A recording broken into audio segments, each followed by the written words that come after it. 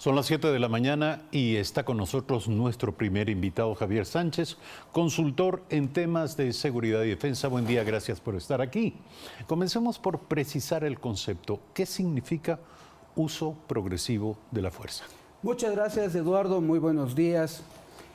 Yo quisiera empezar resumiendo la situación conforme la hemos podido ver. Y esta hoy significa que la población está en una situación de inseguridad porque siente que hay una dubitación de la policía. Y por el contrario, la policía siente inseguridad de sus propias normas. Y al caracterizar así la situación, quisiera decir que lo que he señalado es parcialmente cierto, en tanto el desafío que tenemos es ingresar directamente en las entrañas de la vida y de la actividad policial. Y esto es el análisis de sus operaciones. De tal suerte de que cuando hacemos esta evaluación de sus operaciones, cuando ingresamos en el corazón de la Policía Nacional, lo que estamos haciendo realmente es exactamente saber cómo tiene que proceder la policía.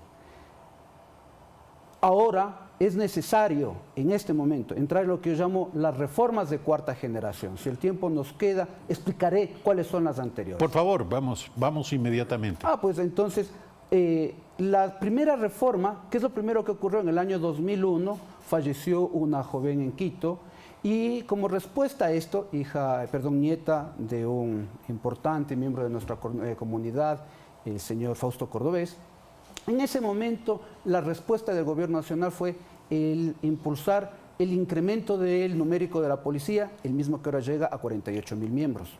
Posteriormente tuvimos la intervención de los municipios en la actividad policial.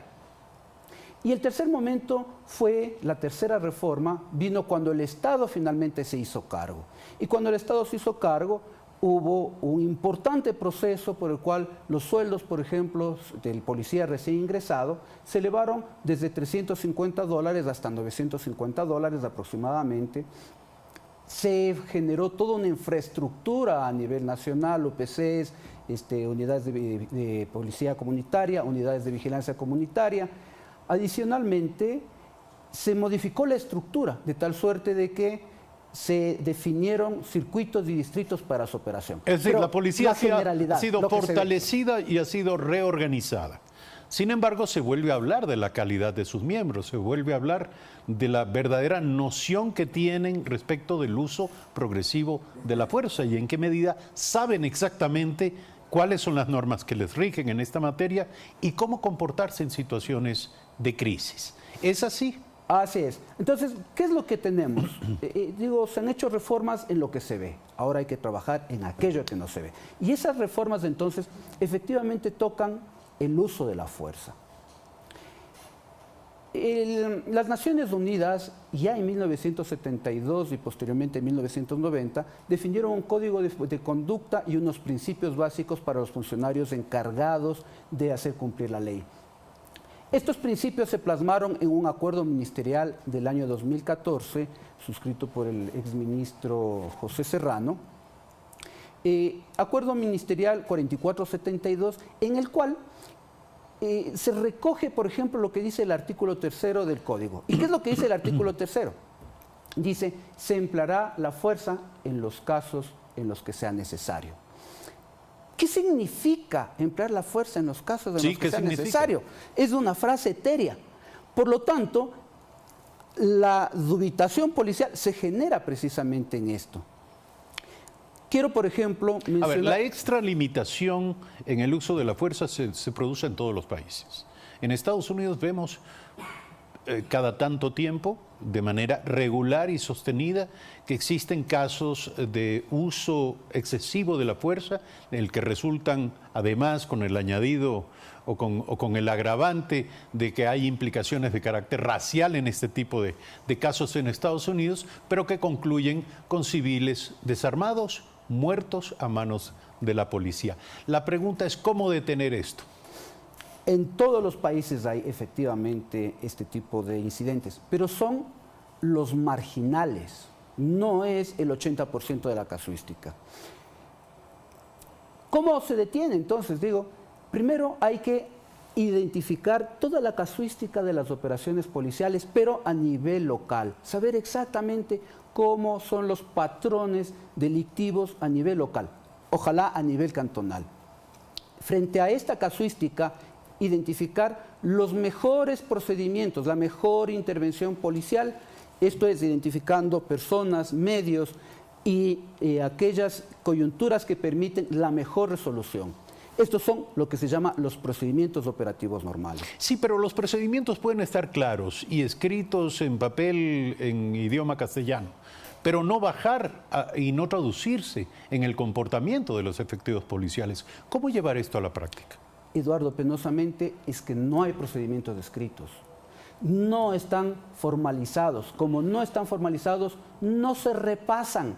No se entrena sobre estos. ¿Qué quiero decir? Que después de una emergencia se evalúa, se define cuál es el mejor comportamiento, se entrena a las personas y se mejora la respuesta. Hoy lo que tenemos es, dentro de este acuerdo ministerial, un programa de capacitación, es decir, enseñar a los miembros cómo es el uso progresivo de la fuerza. Y esto es más o menos así. ¿Cómo reacciona, cuál es la actitud del delincuente o del presunto delincuente y cómo tiene que reaccionar la policía? Entonces vamos subiendo. Si la reacción es moderada, entonces solo alcanza con verbalizar, dar instrucciones. Pero si eventualmente hay resistencia, la policía tiene que empezar a aplicar la fuerza, hasta que llega un momento determinado en que se ve forzada a utilizar el arma. A ver, el caso de Mascarilla está en un extremo, que tiene que ver con el uso de un arma de fuego por parte de un efectivo policial en contra de un ciudadano que no tenía un arma de fuego en su mano. Por eso está siendo demandado como un caso de ejecución extrajudicial. Pero también existe el otro caso, el caso del policía armado que, viendo a una ciudadana como Diana Carolina en Ibarra en peligro de muerte, no fue capaz de utilizar su arma para someter al agresor que estaba poniendo en riesgo la vida de Diana Carolina y que finalmente se la cobró. Entonces, aquí vemos dos casos extremos, cómo, insisto, trabajar sobre una línea que permita que no hablamos de ciencias exactas, evidentemente, todo es posible en este campo, pero que permita saber que la Policía Nacional del Ecuador ejecuta doctrinas, ejecuta protocolos en esta materia. El modelo policial, como he señalado, es muy general. No se sabe en qué casos en realidad se genera el momento en el cual yo debo utilizar la fuerza o debo inclusive desenfundar y disparar. Como es tan general, como el enunciado es cuando sea estrictamente necesario, no se sabe cuándo es estrictamente necesario. Es discrecional, está en manos del agente encargado de hacer cumplir la ley, en este caso del policía. Por eso, cuando se tiene procedimientos operativos normalizados, escritos, perfectamente ensayados, hay la posibilidad de comparar entre lo que dice el documento y las facultades que confiere y el comportamiento del agente policial. Esta comparación, entonces, permite varias cosas. Permite saber si hubo eficiencia en el desempeño de las actividades. Da la posibilidad a los policías de defenderse respecto de cómo se comportaron frente a lo que decía el protocolo. Pero adicionalmente da un sentido de integralidad a las operaciones de los organismos de primera respuesta. Es decir, bomberos, ambulancias, etcétera, etcétera, también deben trabajar con los mismos principios, de tal suerte de que en emergencias pequeñas, individuales de cada uno de estos organismos de seguridad, o en las grandes, todos puedan trabajar bajo una misma terminología, bajo un mismo comando, bajo una misma infraestructura, etcétera, etcétera. Y eso es lo que se llama comando de incidentes, que es lo que se dijo que no se había cumplido, pero es que en realidad no se cumple porque penosamente no existe. No existe. Esto es un hecho confirmado. Lo que tenemos es lo que he señalado, el decreto 4472, que define en términos generales cómo debe hacerse esta actuación policial, como digo, en el marco de este modelo del empleo progresivo de la fuerza. El anuncio es verdaderamente alarmante, porque decir que hay policías no preparados para ejecutar los procedimientos es una cosa, pero decir que no hay procedimientos es otra cosa y es bastante más grave. Vamos a seguir abordando este tema y vamos a requerir, por cierto, pronunciamiento de parte de las autoridades para confirmar si esto es así. No existen procedimientos escritos, no hay un pensamiento claro en esta materia en lo que toca al uso progresivo de la fuerza. Esto sería evidentemente el primer paso en una suerte de reforma. Gracias por aceptar la invitación a este programa. Javier Sánchez, consultor en temas de seguridad y defensa, esta mañana aquí en Primera Impresión. Brevísimo corte.